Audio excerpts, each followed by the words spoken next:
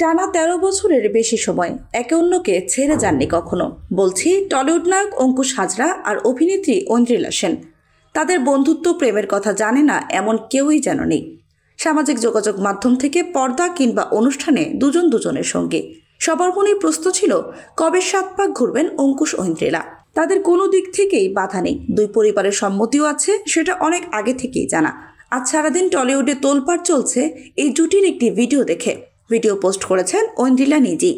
তারকা যুগলের সেই ভিডিও থেকেই প্রথমে খবরটি ছড়িয়েছে। সামাজিক যোগাযোগ মাধ্যমে সেই পোস্টে ঐন্দ্রিলা লিখেছেন তারা নতুন বছরে নতুন জীবন শুরু করতে চলেছেন। বিয়ের প্রাথমিক পর্ব কেনাকাটাও শুরু হয়ে গেছে। বড়দিন আর নতুন বছরের উৎসবের আবহে বিয়ের ঘোষণা অঙ্কুশ ঐন্দ্রিলার।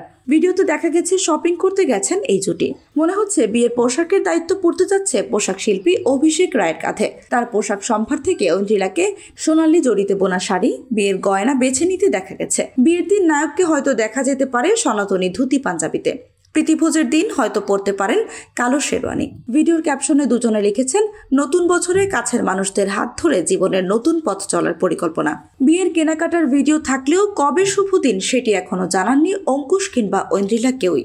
তবে ভিডিওতে ঐন্দ্রিলাকে বলতে শোনা গেছে আমাদের দুজনের একসঙ্গে পথ হাঁটা শুরু প্রায় ১৩ বছর আগে।